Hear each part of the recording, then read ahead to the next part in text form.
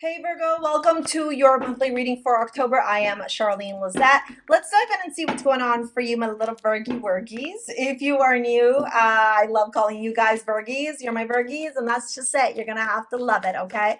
And I love my Virgo energy, okay? Because Virgos are just... they're my soulmates. Okay, let's dive in and see. We got 3 cards for career and finances out. We're going to pull out 3 cards for general overall energy. And then we're going to dive into love and romance at the end. Okay. Woo. Woo. Can I just get 2 more, please, for love and romance? I'm going to pull out more cards for love and romance. Let me get some oracles on the table as well. What do we got this month? This month, can I just get 1, please? Okay. You know what? We're taking that star card. Nice. I like this. But we also have a card on the floor, and it is the Page of Swords. This month we have the new moon solar eclipse in Libra happening on the 14th. Then we also have the sun moving into Scorpio.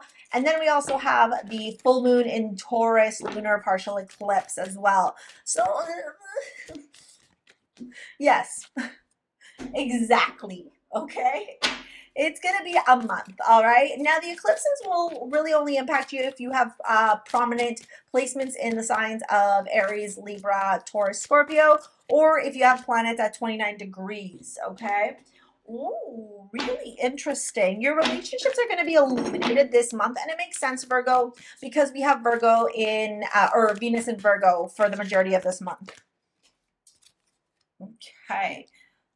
So let me organize this because this is where like my Virgo energy comes in, and I don't have any Virgo placements. My 7th house of Virgo is empty, but I'll still tap into I like everything neat and organized all the time.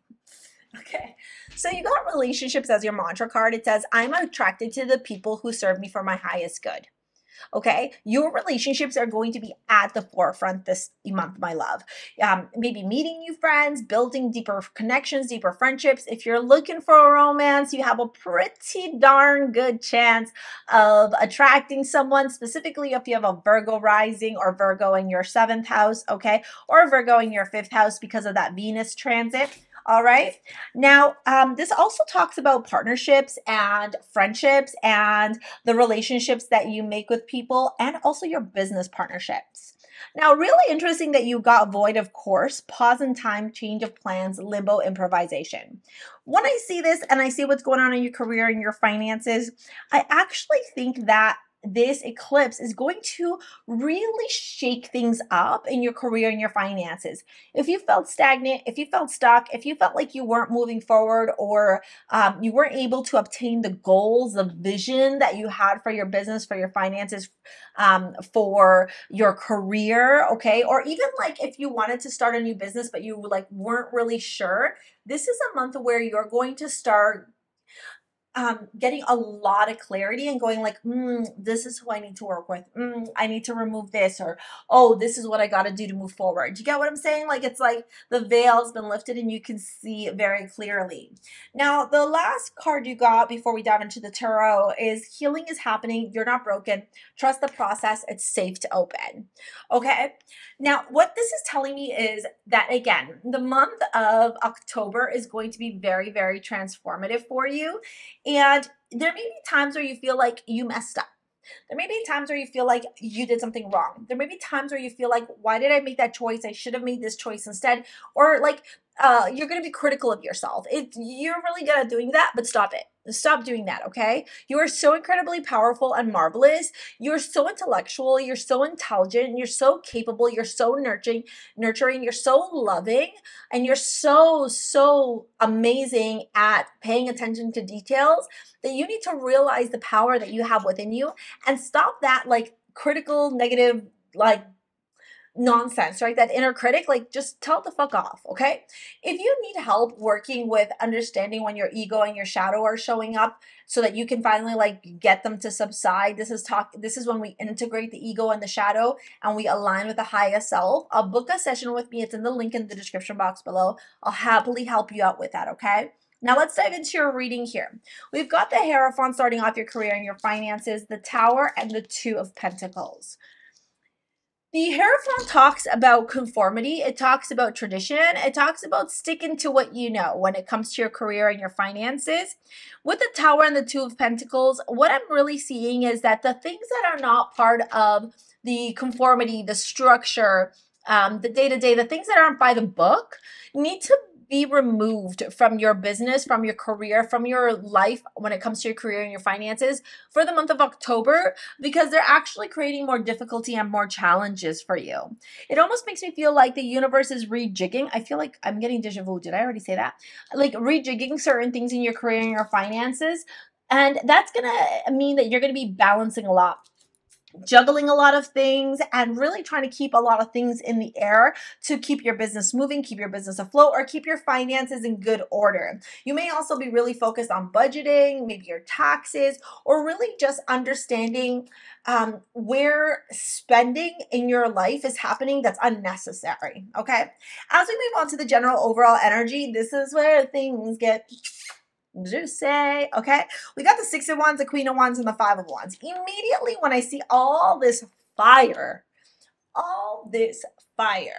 as soon as Mars moves into Scorpio, it's going to be in Libra for the first half of the month. As soon as Mars moves into Scorpio, okay, things are going to get spicy in your life. Not only are you going to be seeking and craving deeper intimacy, but there's going to be a certain je ne sais quoi, it's a chef's kiss, a thing about you know what I mean?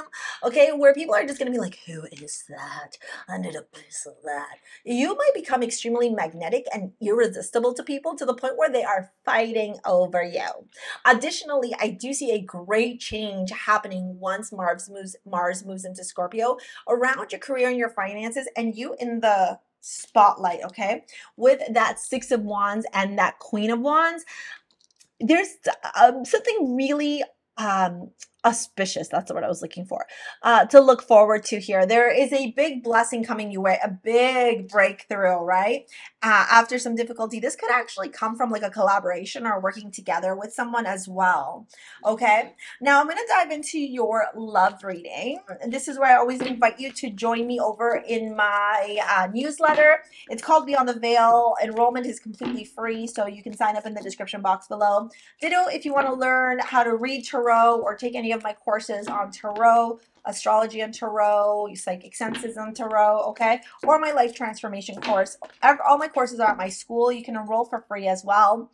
And Sana is the amulet you got this week. So if you have Morganite Beryl or Morganite Rose Quartz, Green Aventurine, or if you want to pick up Sana, which is from my jewelry line, STARSEA Jewels, it's in the description box below. This amulet is all about healing your heart chakra, okay? So if you've been having some difficulty or some challenges in your romantic life, in maybe forgiving an ex or forgiving some past trauma or difficulties that you experience in romance, Sana is great for you, okay? Now, especially if you want to attract new love and you want to like purge the crap that you're holding on to. Okay, now let's dive into this love reading now that we have all the cards out. We've got the Three of Pentacles, we got the Seven of Cups, and we have the Star. With the honeymoon, deception, and the engagement, one of the things I'm seeing here is that you may meet somebody when you're either out working, at a party, or somewhere where there's unfinished business and multiple people are there. This could be like a church, a gym, the hallway of a business office, like something like that. You get what I'm saying? With the Seven of Cups and the Star, though, you have healed so much when it comes to the way that you process love and the way that you pay attention to the type of people that you're attracting. Queen of Swords and honeymoon. You see, I think in the past it was really easy for you to fall head over heels over somebody and think like they were the one or they were going to treat you right or like whatever.